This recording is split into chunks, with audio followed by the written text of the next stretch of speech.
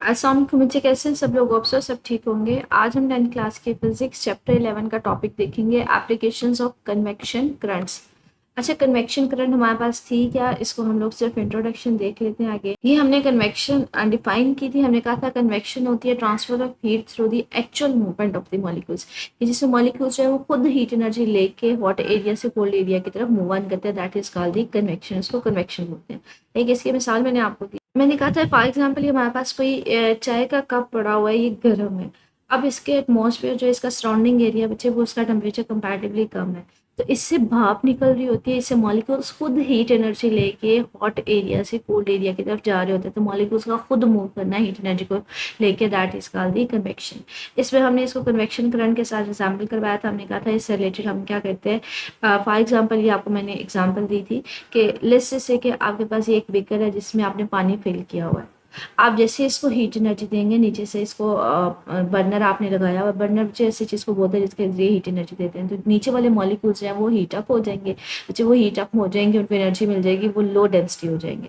तो वो क्या करेंगे, हीट एनर्जी लेके ऊपर की तरफ जाना शुरू हो जाएंगे। ऊपर के मॉलिक्यूल जो ठंडे मॉलिक्यूल्स होंगे वो आके इसकी जगह ऑक्यूपाई करना शुरू हो जाएंगे।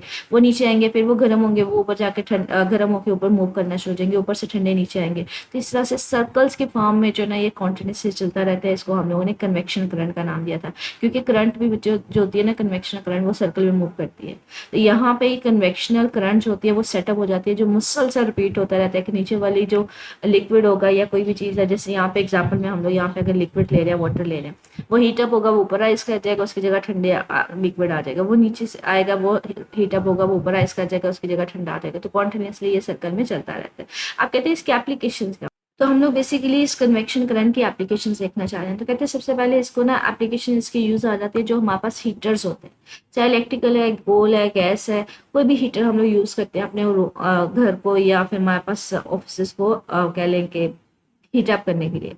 या तो इसमें ना एक सेंट्रल हीटिंग सिस्टम लगा होता है जो क्या कर रहा होता है, पूरे पूरे इन्वायरमेंट जो बिल्डिंग है उसको हीट अप कर रहा होता है, उसमें कह लें हीट को डिस्ट्रीब्यूट कर रहा होता है। लेकिन अगर हमारे पास कह लें कि ये कहीं पे बिल्डिंग में हीटर लगा हुआ है, तो ये क्या करेगा, अपने पास वाली हवा को ना गर्म कर देगा।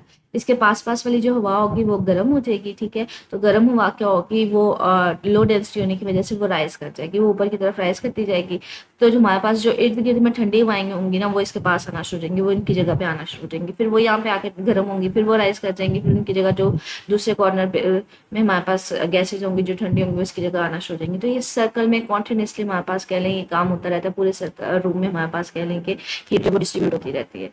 कहते हैं ये तो हमने स्मॉलर लेवल पे बात की ना, कि एक रूम में हमारे पास हीटर लगा या बिल्डिंग में लगा, तो वो किस तरह से हमारे पास पूरी बिल्डिंग में जो हीट एनर्जी डिस्ट्रीब्यूट हो रही होती है। कहते हैं अगर लार्जर स्केल के ऊपर बात करें, मतलब बड़े लेवल पे बात करें, तो जो हमारे पास इन्वायरमेंट में डिफरेंट वेदर चेंज आ रहे होते हैं, टेम्परेचर में वेरिएशन आ रही होती है, मतलब ठंडी हवाएं चल रही होती है, गर्म हवाएं चल रही होती है, ठीक है। जो मूवमेंट होती है वार्म और कूल एयर की, वो भी हमारे पास बेसिकली कन्वेक्शन करंट की वजह से होती है। कहते हैं इसके अलावा जो जमीनी हवाएं होती हैं या समुद्री हवाएं चलती हैं, वो भी हमारे पास कन्वेक्शन करंट होती है। ये हम लोग डिटेल में आगे फर्दर एप्लीकेशन में देखेंगे। तो अभी सिर्फ और सिर्फ यहाँ पे वो हिंट दे रहा है कि जो टेम्परेचर में वेरिएशंस आएंगे या जो हमारे पास हवाएं चलती हैं, चाहे वो समुद्री हवाएं हैं, चाहे वो ज़मीन पे हवाएं चल रही हैं, वो बेसिकली किसकी वजह से, वो कन्वेक्शन करंट की वजह से। तो ये देखिए आगे वो डिटेल में बता रहा है कि जो ज़मीन पे हवाएं चलती हैं या फिर जो सी ब्रीजेस हमारे पास कह लें कि जो समुद्री हवाएं होती हैं वो चलती हैं, वो बेसिकली कन्वेक्शन करंट किस तरह से उसमें रोल प्ले करती है। तो यहाँ पे पहले तो एक क्वेश्चन राइज कर रहा है। ये अलग से शॉर्ट क्वेश्चन भी पूछा जा सकता है, लॉन्ग क्वेश्चन पूछा जा सकता है, ठीक है। पहला क्वेश्चन वो राइज खुद ही बता रहा है, क्वेश्चन ये है तो इसका आंसर हमें बताया। वो कहते हैं why does a sea breeze blow during the day, के दिन के टाइम जो हमारे पास समुद्री हवाएं होती हैं वो कम होती है, और रात के टाइम जो होती हैं लैंड ब्रीजेस वो कम होती हैं, क्यों? उसकी रीज़न बताएं। मतलब दिन के वक्त सिर्फ और सिर्फ ज़मीन पे यूजुअली हवा चल रही होती है, और रात के टाइम जो हमारे पास होती है वो कौन सी हवा चल रही होती है, वो सी ब्रीज, मतलब समुद्री हवाएं चल रही होती है। अच्छा, इस पैसेज को पढ़ने से ना पहले इस डायग्राम को अंडरस्टैंड करते हैं। सुबह का टाइम पता है क्या होता है, जब सूरज चमक रहा होता है ना, फॉर एग्जाम्पल हमारे पास बहुत ज़्यादा सनलाइट आ रही है, बहुत ज़्यादा हीट एनर्जी है, ये सन है तो यहाँ से रेडिएशन में कहती हूँ हमारे पास इमर्ज आउट हो रही है, ठीक है, मतलब हीट एनर्जी आ रही है। अब क्या होता है बच्चे, जो ज़मीन है ना वो हमारे पास हीट एनर्जी को बहुत ज़्यादा अब्जॉर्ब करती है, ठीक है, बड़ी जल्दी गर्म हो जाती है। इसके कंपैरिजन में अगर देखा जाए ना, जो समुंदर होता है वो हीट एनर्जी को जज़ब करता रहता है, वो गर्म नहीं होता। उसका पानी जो है वो अपने अंदर, उसकी हीट कैपेसिटी बहुत ज़्यादा होती है, वो अपने अंदर पानी को अब्जॉर्ब करता रहता है। अब क्या होगा कि ये तो गर्म नहीं होता, क्योंकि ये पानी को अब्जॉर्ब करता रहता है, इसकी हीट कैपेसिटी बहुत ज़्यादा होती है पानी की। लेकिन जो ज़मीन है वो जल्दी गर्म हो जाती है। जब ये गर्म हो जाती है तो इसके आसपास वाली जो हवाएं हैं ना वो हमारे पास क्या होती हैं, वो भी गर्म होना शुरू हो जाती हैं। वो जैसे हवाएं इसके सरफेस के पास होंगी, वो जब गर्म हो जाती हैं तो वो ऊपर की तरफ लो डेंसिटी होकर ऊपर की तरफ राइज करना शुरू हो जाती हैं, जिसकी वजह से ऊपर जाते जाते वो ठंडी होंगी, फिर से वो वापस आएंगी, फिर से कूल डाउन हो जाएंगे, फिर से वो ज़मीन के पास आएंगी, गर्म होंगे, फिर से वो ऊपर जाएंगे एनर्जी लूज करते करते, फिर से वो नीचे आ जाएंगी। तो ये कॉन्टिन्यूसली जो है वो दिन के टाइम चलता रहता है हमारे पास।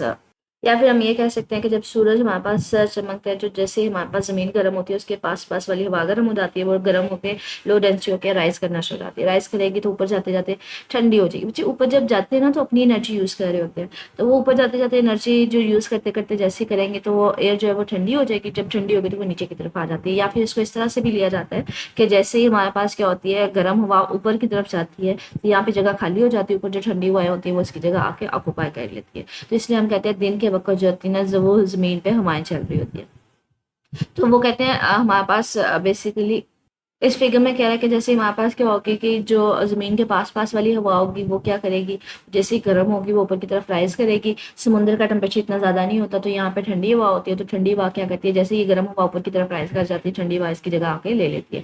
तो हमारे पास दिन के टाइम जो होती है वो कौन सी हवा चल रही होती है, सी ब्रीजेस चल रही होती है, मतलब समुद्री हवाएं चल रही होती है। क्योंकि दिन के वक्त समुद्र का जो हमारे पास टेम्परेचर होता है वो कम होता है ज़मीन के निस्बत।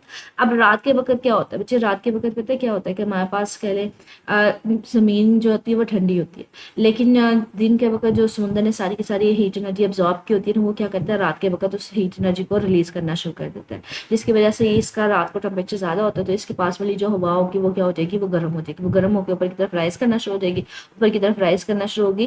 तो यहाँ पे हमारे पास गर्म हवा राइज करना शुरू होती है क्योंकि इसका टेम्परेचर ज़्यादा होता है। जैसे ये हवा राइज करती है तो जो ज़मीन पर ठंडी हवा होती है वो उसकी जगह लेना शुरू कर देती है। तो हम कहते हैं रात के वक्त हमारे पास क्या होती है, कौन सी हवा चलती है, लैंड ब्रीज चलती है। तो वो यहाँ पे इसी चीज़ को एक्सप्लेन कर रहा है कि ये जो हमारे पास लैंड ब्रीज है या सी ब्रीज है, ये किसकी वजह से कर करता है, ये कन्वेक्शन की वजह से कर करता है।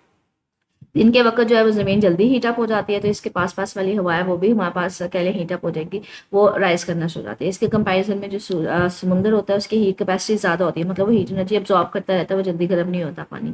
तो इसकी जो पास वाली हवा होगी वो ठंडी होगी। जैसे कि ये राइज करेगी ज़मीन के जो पास वाली हवा होगी वार्म अप होकर, तो इसकी जगह जो है ये हमारे पास जो कूल एयर है सी से वो मूव ऑन करना शुरू हो जाएगी, वो इसको आकर रिप्लेस करवा देगी। तो हम कहते हैं समुद्री हवाएं, समुद्र की तरफ से हवाएं आना शुरू हो गई हैं, ठीक है। और रात के टाइम जो उसने हीट एनर्जी अब्जॉर्ब की होती है वो उसको रिलीज करवाना शुरू कर देता है, तो जिसकी वजह से ये इसके पास वाली जो हवा होगी वो गर्म होकर राइज कर जाएगी। इसके निस्बत हमारे पास रात के वक्त जो ज़मीन होती है वो ठंडी होती है, तो यहाँ से ठंडी हवाएं जो वो मूव ऑन करना शुरू हो जाएंगी। तो रात के वक्त हमारे पास क्या होती है, लैंड ब्रीजेस आना शुरू हो जाती हैं, मतलब चलना शुरू हो जाती है। तो एक लॉन्ग क्वेश्चन बन सकता है कि दिन के वक्त हमेशा हमारे पास समुद्री हवाएं क्यों चलती हैं और रात के वक्त हमारे पास कह लें कि ज़मीनी हवाएं क्यों चलती हैं, ठीक है। ये अलग से लॉन्ग क्वेश्चन भी आ सकते हैं, शॉर्ट क्वेश्चन भी आ सकते हैं। आगे है ग्लाइडिंग। ग्लाइडिंग में किस तरह से हमारे पास कह लें कि हेल्पफुल होती है, अगर हम बात करें कि कन्वेक्शन करंट किस तरह से हेल्पफुल होती है, तो उस चीज़ के बारे में है। कहते हैं why does keep a glider in the air, but keep a glider in the air, कि एक जो ग्लाइडर होता है ये जो हमारे पास इस तरह से इसको कह लें कि लाइक एक स्मॉल सा प्लेन होता है, ठीक है, अब जिसमें कोई इंजन वगैरह नहीं होता, कहते हैं वो किस तरह से हवा में उड़ता रहता है, कहते हैं वो इसी चीज़ को कन्वेक्शन करंट को ही इस यूज़ करता है। कहते हैं क्या होता है कि ज़मीन के ऊपर जो गर्म हवाएं होती हैं जब वो राइज करना शुरू हो जाती है ना, जब वो राइज कर रही होती है सारी की सारी गर्म हवाएं, तो अब ये क्या है कि हमारे पास राइज कर रही होती है, जैसे जैसे हवा ऊपर जा रही होती है ना, तो वो हवा की मूवमेंट जो होती है अपर डायरेक्शन में गर्म हवाओं की, ये इसको अपर डायरेक्शन में पुश मिल रहा होता है, जिसकी वजह से हवा में मूव करता रहता है। तो कहते हैं पहले तो बता रहा है ग्लाइडर होता है क्या है, कहते हैं ग्लाइडर जो बेसिकली होता है एक स्मॉल सा छोटा सा प्लेन इस तरह से जहाज टाइप होता है जिसमें किसी किस्म का इंजन नहीं होता।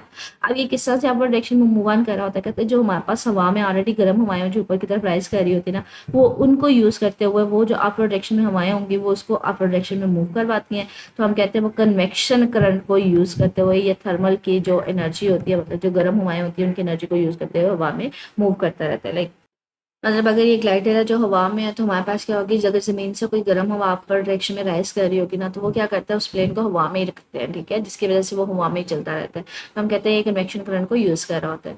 आगे कहते हैं वो ग्लाइडर उसी चीज़ को एक्सप्लेन कर रहा है कि take advantage of these rising currents, जो अपर डायरेक्शन में हमारे पास बॉम्ब में राइज कर रही होती है उसी का एडवांटेज ले रहे होते हैं ज़्यादा टाइम के लिए हवा में स्टे करने के लिए। जितनी देर तक वो उसको अपर डायरेक्शन में, अगर उसके नीचे एयर होगी, वो उसको हवा में रखेगी या अपर डायरेक्शन में उसको लेके जाती जाएगी। कहते हैं सिमिलरली कुछ बर्ड्स होते हैं वो भी इसी फिनोमेना को यूज़ कर रहे होते हैं कन्वेक्शन करंट को। वो किस तरह से कहते हैं, वो हमारे पास क्या होता है, अपने ये जो पर है इनको बगैर के लिए बंद किए और खोले ये काफ़ी देर तक हवा में रह सकते हैं, हवा में ऊपर से ऊपर ही मूव करते जाते हैं। कहते हैं किस तरह से, कहते हैं फॉर एग्जाम्पल यहाँ पे मेरे पास थर्मल लेयर है जो अपवर्ड डायरेक्शन में जा रही है। कहते हैं ये जो बर्ड्स होते हैं ना वहाँ पे सर्कल में उसी जगह पे बार बार जो है वो मूव करते हैं। सर्कल में इसलिए मूव करते रहते हैं क्योंकि जो वो जा रहे होते हैं कि वो जो गर्म हवा है वो उसके अंदर अंदर ही रहे, ताकि जैसे गर्म हवा राइज करे तो उसके साथ साथ वो भी राइज करते रहे। ये ना हो कि वो एक स्ट्रेट लाइन में मूव करेंगे तो वो उस गर्म हवा से आगे चले जाएं। तो वो उसी जगह पे बार बार चक्कर लगाते रहते हैं, सर्कल में मूव करते रहते हैं, ताकि जब गर्म हवा मूव ऑन करे अपवर्ड डायरेक्शन में, जिसकी वजह से उनको भी राइज मिल जाता है, वो भी अपवर्ड डायरेक्शन में, इसके साथ साथ उसको थर्मल लिफ्ट मिलती है। मतलब हीट एनर्जी जो गर्म हवा ऊपर जाएगी तो उसके साथ साथ जो बर्ड्स हैं वो भी ऊपर की तरफ जाना शुरू हो जाएंगे। तो वो कहते हैं विदाउट फ्लैपिंग दे विंग्स, वो काफ़ी देर तक हवा में रहते हैं अपने विंग्स को बार बार बंद किए ओपन किए। ठीक है, वो क्या करते हैं अपने विंग्स को ओपन कर लेते हैं और सर्कल में मूव कर रहे होते हैं ताकि वो उसी एरिया में रहें जहाँ पे गर्म हवा जो है वो राइज कर रही है। तो गर्म हवा के राइज करने की वजह से उनको भी अल्टीट्यूड मिलता है, वो भी ऊपर की तरफ मूव ऑन करते जाते हैं। कहते हैं कुछ हमारे पास बर्ड्स एंड लाइक ईगल्स होगी, हॉक होगी, ये भी हमारे पास क्या होते हैं इसी तरह से मूव ऑन करते हैं। ये 3 डिफरेंट बर्ड्स होते हैं जिसमें हॉक है, ईगल है, वल्चर है, मतलब हमारे पास इसको बाज और अकाब या फिर हम लोग इसको गिद्ध वगैरह होते हैं। ठीक है, ये भी इसी फिनोमेना को यूज करते हुए हमारे पास क्या करते हैं अपर डायरेक्शन में राइज कर रहे होते हैं। ठीक है, वो इन्हीं थर्मल गैले को यूज करते हैं, मतलब गर्म हवा के ऊपर डायरेक्शन मूव करने के साथ साथ वो भी क्या कर रहे होते हैं अपर डायरेक्शन में राइज कर रहे होते हैं। ठीक है, तो अब उनको flapping to their wings barely needing, मतलब अपने बार बार पर को बंद करके ओपन करके अपनी एनर्जी यूज नहीं कर रहे होते, बल्कि वो उसी साइड पे पर ओपन करके सर्कल में मूव करते रहते हैं। जैसे जैसे गर्म हवा ऊपर की तरफ जाएगी उनको भी राइस मिलता जाएगा। ठीक है, आगे कहते हैं convection in sea water and marine life, मतलब जो समुद्री जिंदगी है या जो समुद्र का पानी है वहाँ पे कन्वेक्शन किस तरह से रोल प्ले करता है। तो इसी चीज़ को देखते हैं। कहते हैं सी काफ़ी ज़्यादा हेल्पफुल होता है सी वाटर में, मतलब मेरीन लाइफ के लिए ये सी वाटर समुद्री पानी में। कहते हैं इसका क्या होता है कि हमारे पास जो गर्म पानी होता है ना, जो सनलाइट की वजह से गर्म हुआ होता है, वो हमेशा हमारे पास सरफेस टॉप पे ही रहता है, क्योंकि हमने कहा है कि गर्म हवा या गर्म पानी है वो अपर डायरेक्शन में राइज करना शुरू हो जाता है। अब अपर डायरेक्शन में राइज करेगा तो जो समुद्री पानी मैक्सिमम लेवल तो उसी का है, तो गर्म जो पानी है वो सरफेस पे ही रहता है, लेकिन जो ठंडा पानी होता है वो नीचे की तरफ कह लें बॉटम पे होता है, वो सिंक करता है। मतलब वो यहाँ पे ही कहते हैं कि हमारे पास जो गर्म पानी है वो हमेशा ऊपर ही रहता है, लेकिन जो ठंडा पानी होगा वो बॉटम पे होगा, वो सिंक कर रहा होगा। अब अगर ये समुंदर है तो जिसकी वजह से हमारे पास जो नीचे का टेम्परेचर है वो इतना ज़्यादा हाई नहीं होता, वो नॉर्मल ही होता है। तो ये जो डिफरेंस इन टेम्परेचर है वो हमारे पास काज कर रहा होता है कन्वेक्शन करंट को, मतलब जो गर्म पानी है वो हमेशा सरफेस पे रहेगा और नीचे वाला हमारे पास क्या होगा, कह लें कि ठंडा पानी होगा। इसकी वजह से हमारे पास कहते हैं कि जो वाटर है वो हमारे पास क्या होता जाएगा, अप एंड डाउन मूव करता जाएगा। मतलब सनलाइट आ रही है, सनलाइट अगर हमारे पास आ रही है वो हर डायरेक्शन में आएगी, वो पूरे के पूरे सरफेस एरिया को, मतलब पूरे क्या है समुद्र को अफेक्ट करेगी। अब नीचे वाले मॉलिक्यूल्स अगर थोड़ी से भी हीट अप होंगे ना वो फटाफट सरफेस की तरफ मूव ऑन करना शुरू हो जाएंगे, तो हमारे पास सरफेस से अगर कोई ठंडे होंगे तो वो नीचे आना शुरू हो जाएंगे। तो ये कन्वेक्शन करंट जो है वो कंटिन्यूसली चलती रहती है कि जैसे ही सरफेस नीचे बॉटम में कोई हीट एनर्जी मिलेगी वो एनर्जी लेके अपर डायरेक्शन में राइज कर जाएंगे, अगर कोई ठंडा पानी होगा तो वो नीचे की तरफ मूव ऑन करना शुरू हो जाएगा। तो कंटिन्यूसली जो है वो मूव ऑन करता रहता है, वाटर जो है up and down move on करता रहता है, जिसकी वजह से जैसे पानी अप एंड डाउन मूव करता रहेगा तो ऊपर जो एयर से हमारे पास ऑक्सीजन होती है वो भी यूज होती रहेगी। मतलब फॉर एग्जाम्पल नीचे वाले मॉलिक्यूल्स को अगर सनलाइट की वजह से कोई एनर्जी मिलती है वो क्या करता है, वो ऊपर राइज कर जाता है, गर्म होने की वजह से ऊपर कोई अगर ठंडा मॉलिक्यूल होगा वो नीचे आ जाएगा, लेकिन उसने एटमॉस्फेयर से ऑक्सीजन भी कैरी की होगी तो वो ऑक्सीजन लेके नीचे आना शुरू हो जाता है। इस तरह से कहते हैं ये जो कॉन्टिन्यूसली हमारे पास मूवमेंट होती है ना अप एंड डाउन की, इसकी वजह से हमारे पास जो कॉन्टिन्यूसली ऑक्सीजन हो रही होती है वो हमारे पास सर्फेस से नीचे बॉटम की तरफ जो है वो मिक्स हो रही होती है। तो हमारे पास हम कहते हैं कि लाइक ये काफ़ी हद तक जो है मरीन लाइफ या मरीन एनिमल्स उनके सर्वाइवल के लिए हेल्पफुल होती है, क्योंकि वो हमारे पास इसके अलावा वो न्यूट्रिएंट्स वगैरह भी जो हमारे पास होंगे उनको भी हमारे पास सर्कुलेट करवा रहे होते हैं पूरे के पूरे समुद्री एरिया में। तो कहते हैं जिसकी वजह से हमारे पूरे समुंदर में जो है ना ये मूवमेंट की वजह से, पानी मॉलिक्यूल्स की मूवमेंट की वजह से हमारे पास एक तो फूड डिस्ट्रीब्यूट होती रहती है, पूरा ऑक्सीजन वो डिस्ट्रीब्यूट होता रहता है डिफरेंट डेप्थ्स के ऊपर, जिसकी वजह से हम कहते हैं कि हमारे पास जो मरीन लाइफ है वो हेल्पफुल हो रही होती है। कहते हैं अगर कन्वेक्शन ना हो, हमारे पास किस तरह से मूवमेंट ना हो पानी की मॉलिक्यूल्स, तो ऑक्सीजन तो डिलीवरी ना हो सके नीचे नीचे तो बहुत ज़्यादा ऑक्सीजन का कह लें कि कमी हो जाए, तो जिसकी वजह से हमारे पास या फिर पानी मूव ही ना कर सके, अपनी जगह पर स्टैटिक रहे, पानी मूव नहीं करेगा तो न्यूट्रिएंट्स किस तरह से एक एरिया से दूसरी साइड पे जाएंगे तो न्यूट्रिएंट्स का भी किसी साइड पे हमारे पास लैक कर सकते हैं, जिसकी वजह से हमारे पास इको जो हमारे पास लाइफ है या मरीन लाइफ है वो डिस्टर्ब हो सकती है। ठीक है, लाइक इसी तरह से वो कहते हैं heating and cooling of room by convection. ये स्टार्ट में इंट्रोडक्शन मैंने आपको दे भी दिया था कि किस तरह से जो हीटर है वो हमारे रूम को जो है वो हीट अप करता है। ठीक है, आगे वो यहाँ पे इसे अगेन इसी चीज़ को बता रहा है कि फॉर एग्जांपल ये हीटर है, आपने क्या किया है, जैसे ही इसको हीट अप करेंगे मतलब ऑन करेंगे तो इसके पास वाली जो एरिया होगा या एयर होगी वो गर्म हो जाएगी।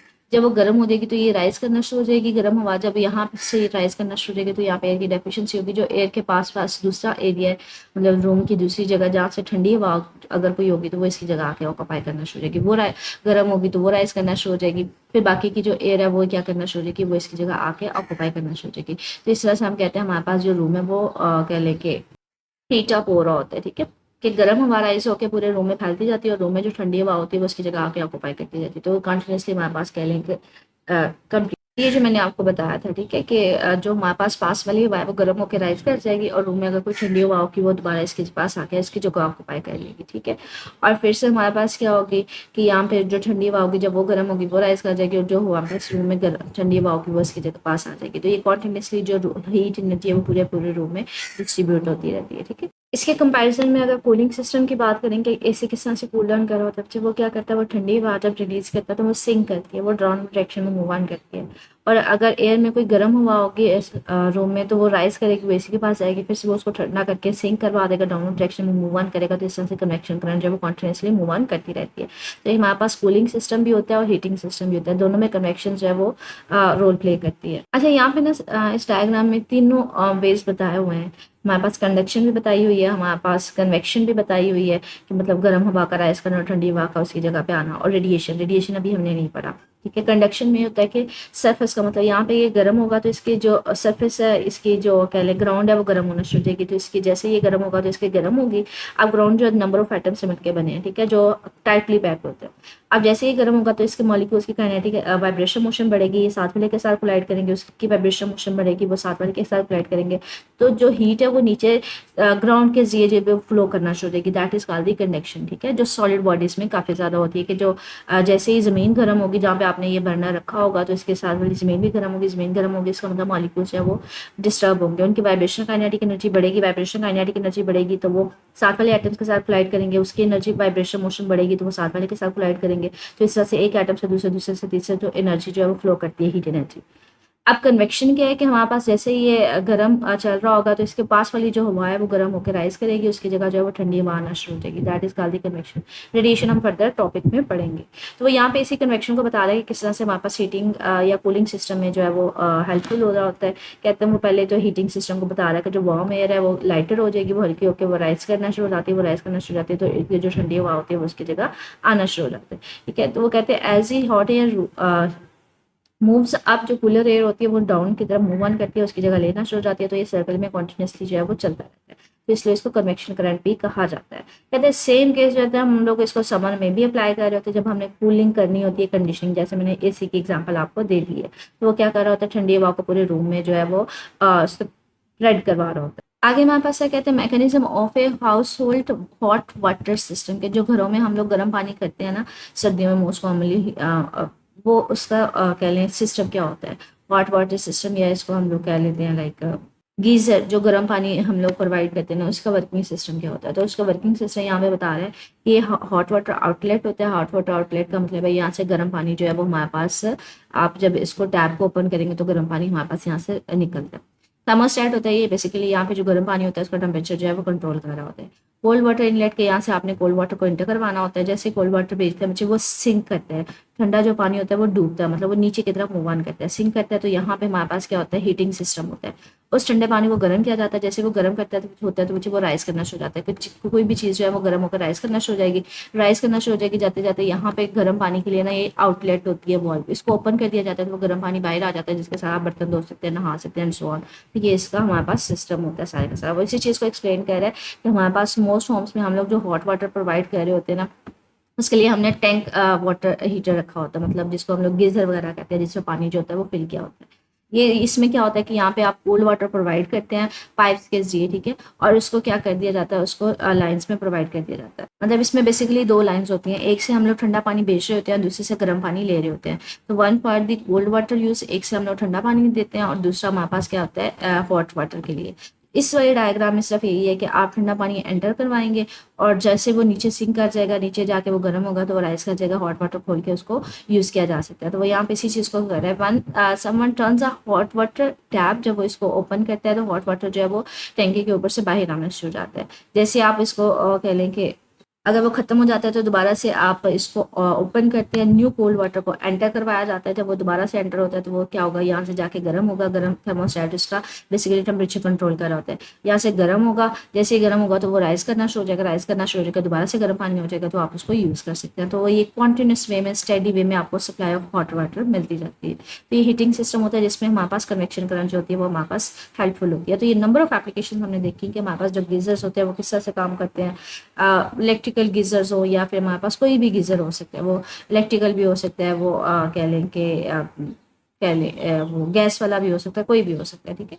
इसके अलावा हमारे पास हीटिंग सिस्टम या आप हीटर जो लगाते हैं या एसी वगैरह यूज़ कर रहे होते हैं, वो किस तरह से जो मरीन लाइफ है उसमें किस तरह से कन्वेक्शन हेल्पफुल होती है, जो ग्लाइडिंग में किस तरह से हेल्पफुल होती है, जो लैंड और सी ब्रीजेज होती है वहाँ पे किस तरह से हेल्पफुल होती है। तो ये डिटेल में हमारे पास इसकी एप्लीकेशन है। पहली बात कि इनमें से कोई भी एप्लीकेशन पूछी जा सकती है, as a long as a short. दूसरा ये क्वेश्चन पूछा जा सकता है कि दिन के वक्त समुद्री हवाएं क्यों चलती हैं और रात के वक्त हमारे पास लैंड ब्रीजेस क्यों चलती हैं। ये लेदर से लॉन्ग क्वेश्चन आ सकता है। और क्या चीज़ जो वो ग्लाइडर्स को हमारे पास कह लें एयर में रखते हैं, या फिर बर्ड्स को हमारे पास बगैर वो अपने कह लें कि फ्लैपिंग देयर विंग्स, बार बार अपने पर को ओपन बंद किए बगैर किस तरह से वो उड़ते हैं। इसी तरह से मरीन में किस तरह से हेल्पफुल होती है हमारे पास कन्वेक्शन करंट, ये लॉन्ग क्वेश्चन में आ सकते हैं। इस तरह से हीटिंग और कूलिंग सिस्टम में किस तरह से हेल्पफुल होती है, लॉन्ग क्वेश्चन में आ सकते हैं। Mechanism of house hold work क्या होता है, तो इसमें भी ये लॉन्ग क्वेश्चन में आ सकते हैं, ठीक है। ये डिफरेंट लॉन्ग क्वेश्चन जो है हमारे पास पूछे जा सकते हैं। अच्छा, ये कंस्ट्रक्टेड हमारे पास क्वेश्चन है 11.4, how does birds like eagles and gliders manage to stay aloft without flapping their wings for hours, explain the scientific principle. तो इसमें ये ग्लाइडिंग वाला जो टॉपिक है जिसमें कन्वेक्शन के लिए हम इसको एक्सप्लेन करें तो सारा इसके अंदर आ जाएगा, ठीक है। आगे हमारे पास क्वेश्चन है what nature phenomena cause the land and sea breezes. तो हमने वो भी आज के टॉपिक में पढ़ा, ये बेसिकली कन्वेक्शन करंट की वजह से होता है। इसके अलावा हमारे पास how do birds and gliders take advantage of the convection current. तो इसमें ग्लाइडर्स वाला टॉपिक इसमें आ जाएगा, जो इसमें आप राइट डाउन करेंगे, ठीक है। ये लेदर से शॉर्ट क्वेश्चन भी बन सकते हैं, लेदर या ओवरऑल बच्चे एप्लीकेशन से पूछी जा सकती है। मजीद बच्चे कुछ पूछना हो कमेंट सेक्शन पूछ लीजिएगा। ओके, अल्लाह हाफिज़।